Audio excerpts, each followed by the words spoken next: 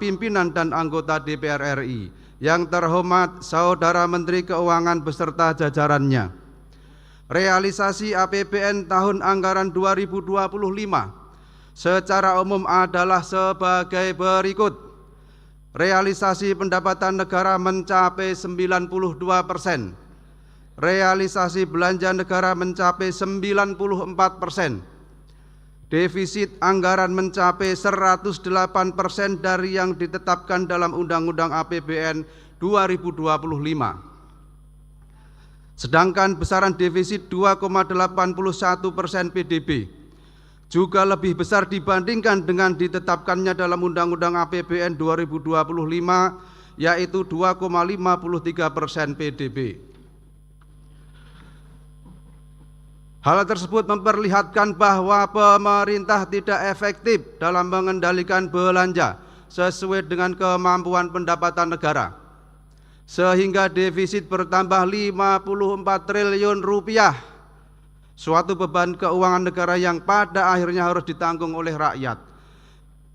Fraksi PDI Perjuangan berpendapat bahwa pemerintah dalam pertanggungjawaban pelaksanaan APBN tahun 2025 harus melengkapi penjelasan dan pertanggungjawaban atas hal-hal sebagai berikut. 1. Sasaran pembangunan yang tidak tercapai, diantaranya tingkat kemiskinan, target 7-8%, capaian 8,25%.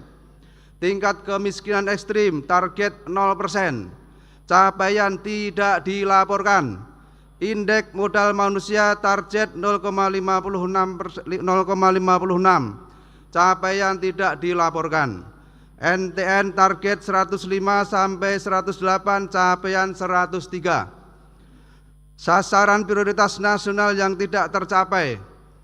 Anggaran 2025 terdapat 8 prioritas nasional dengan capaian hanya 33% dari sasaran indikator yang dilaporkan.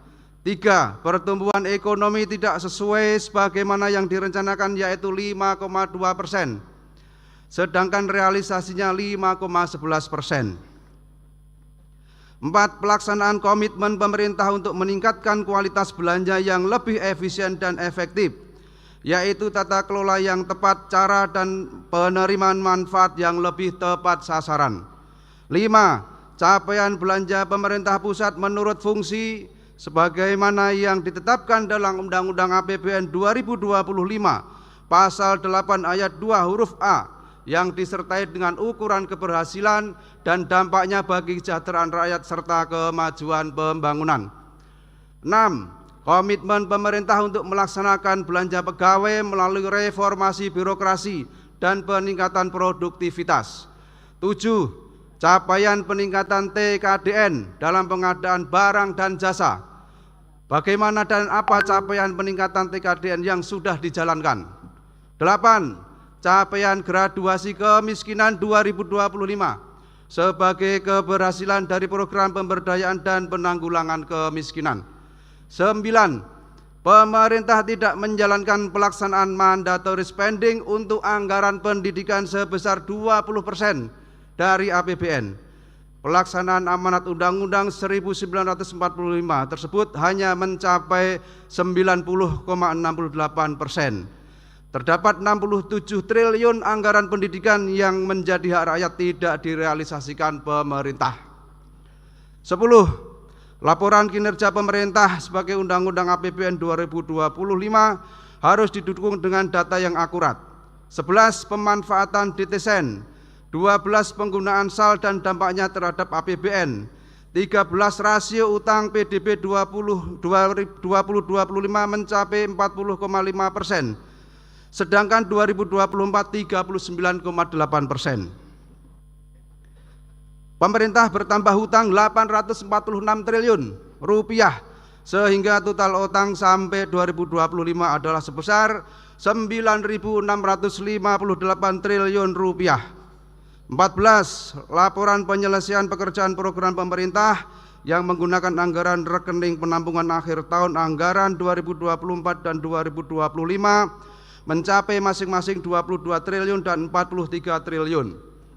15. Struktur kepemilikan investasi permanen penyertaan modal pemerintah melalui BP BUMN dan BPI Danantara, serta laporan keuangan BPI Danantara audited sebagai dasar penyusuran laporan keuangan LK-BUN dan LKPP. 16. Pertanggungjawaban atas kinerja pengelolaan seluruh kekayaan negara yang dipisahkan. Laporan kinerja tersebut diperlukan untuk mendapatkan bahwa pengelolaan kekayaan negara yang dipisahkan telah memenuhi amanat konstitusi, khususnya pasal 33 Undang-Undang Dasar Negara Republik Indonesia 1945. Dengan pertimbangan pendapat, pandangan, dan catatan di atas, maka fraksi PDI Perjuangan menyetujui untuk melakukan pembahasan lebih lanjut atas RUU tentang pertanggungjawaban atas APBN tahun anggaran 2025 sesuai dengan mekanisme. Demikian pendapat dan pandangan fraksi PDI Perjuangan. Atas segala perhatian sidang dewan yang terhormat, kami ucapkan terima kasih. Merdeka! Wassalamualaikum warahmatullahi wabarakatuh.